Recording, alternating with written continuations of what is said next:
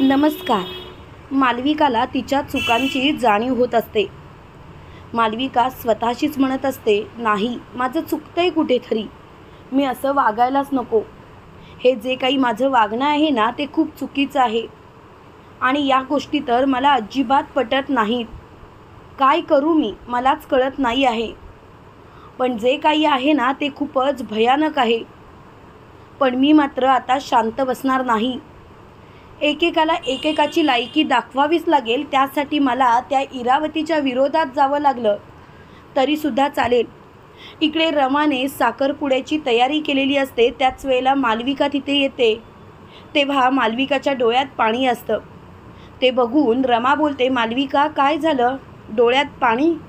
अगं पण का, तुझ्या तर मनासारखं होतंय ना.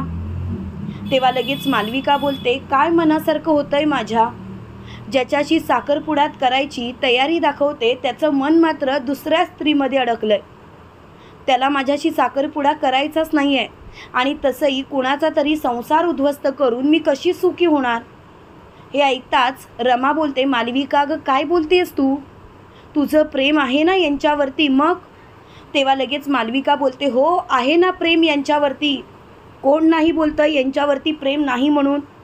पण खरं सांगायचं तर रमा, तुझं त्यांच्यावरती जेवढं प्रेम आहे ना, त्याच्यापेक्षा कैक पटीने ते तुझ्यावरती प्रेम करतात. तेव्हा रमा पटकन बोलून जाते, हे तू सांगायची गरज नाही मालविका. माझा नवरा माझ्यावरती किती प्रेम करतो हे तर मला माहितीच असणार ना. हे ऐकल्यानंतर मालविका बोलते, बघितलंच रमा, रमा तू अशी कशी गं? रमा, खरंच मला तुझं कौतुक वाटतं. एवढं कौतुक वाटतं की सांगू शकत. तेव्हा लगेच पार्वती आजी बोलते, मालविका, म्हणजे तुझ्या बोलण्याचा अर्थ तरी काय? त्यावेळेला इरावती मालविकाच्या जवळ जाते आणि जोरात हात धरत म्हणते, डोक्यावर पडलेस? बोल ना गं, डोक्यावर पडलेस का? अगं बावळट मुली, तुला अक्कल तरी आहे का? तू काय बोलतेस ते?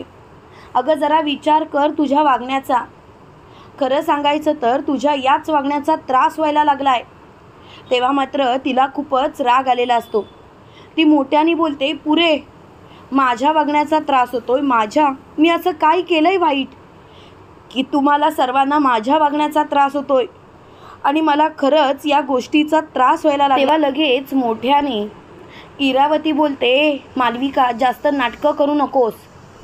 आता गपचूप पटकन साखरपुडा आटपून घे. तेव्हा लगेच मालविका इरावतीला ढकलून देत बोलते, इरावती मॅडम, तुमची ही नाटकं बंद करा, कारण तुमच्या या नाटकांना मी नाही बोलणार.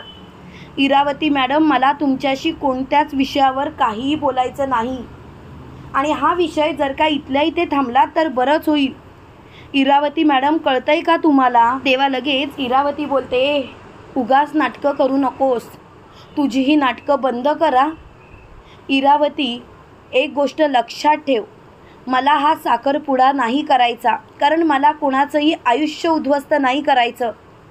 तेव्हा लगेच सीमा बोलते, बाळा, तू अगदी योग्य निर्णय घेतलास. तेव्हा लगेच मालविका बोलते, मला सुद्धा मन आहे, मला सुद्धा एखाद्याचं मन कळतं, पण माझं यांच्यावरती प्रेम होतं म्हणूनच मी कदाचित यांच्याशी लग्न करण्याचा अट्टहास धरला. पण खरं सांगायचं तर मी असं वागायला नकोच होतं. काय आहे ना रमा मॅडम, माझ्यावरती सुद्धा चांगलेच संस्कार केलेत माझ्या आईवडिलांनी, पण यांच्या प्रेमात मी गुंतले होते. तेव्हा लगेच रमा बोलते, मी तुझ्या प्रेमाबद्दल काही बोलले का? तू यांच्यावरती प्रेम करतेस हे मला स्पष्टच दिसतं. पण कितीही काही झालं तरीसुद्धा एक गोष्ट लक्षात ठेव, आत्ता मला हा विषय ताणायचा नाही. तेव्हा लगेच इरावती बोलते, मालविका, गप्प बस, काही गोष्टी तुला कळत नाहीत म्हणून असं वागतेस. मालविका, उगाच नाटकं करू नकोस. माझं ऐक, मी सांगते ना, अक्षयशी गुपचूप लग्न कर आणि आता साखरपुडा आटपून घे. तेव्हा लगेच मालविका इरावतीच्या सनसनीत कानाखाली लगावते. तेव्हा मात्र इरावती मोठ्याने ओरडते, तुझी हिंमतच कशी झाली? बोल ना, तुझी हिंमतच कशी झाली माझ्यावरती हात उचलायची? एक गोष्ट लक्षात ठेव, तू आता जे काही वागलीस ना, ते चुकीचं वागलीस आणि या सर्व गोष्टींसाठी मी तुला कधीच माफ करणार नाही. तेव्हा मात्र ती खूपच चिडलेली असते.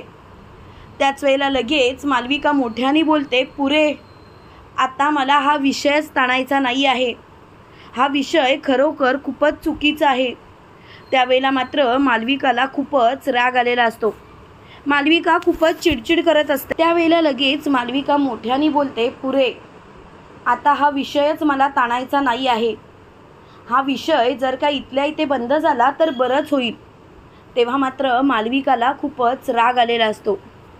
त्यावेळेला मालविका मोठ्याने बोलते, एक गोष्ट लक्षात ठेवायची, कितीही काही झालं तरीसुद्धा मला हा विषय ताणण्यात अजिबात इंटरेस्ट नाही आहे. म्हणूनच मी तुम्हाला सांगते आहे, मला यांच्याशी साखरपुडा करायचा नाही.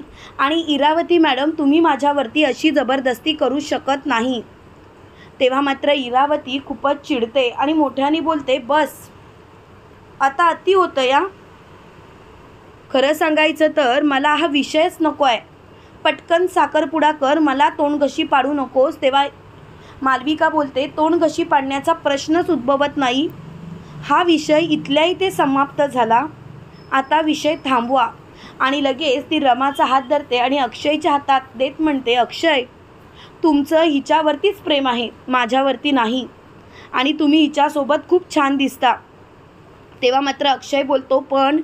तेव्हा लगेच मालविका बोलते, नाही, माझं तुमच्या आयुष्यात एवढं स्थान होतं.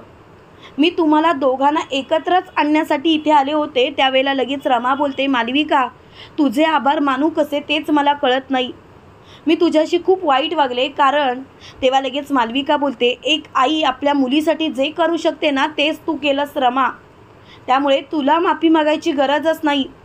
आणि खरं सांगू का रमा, तू एक आई म्हणून उत्तम आहेस तस, पण खरं सांगायचं तर बायको म्हणून सुद्धा एक आदर्श आहेस.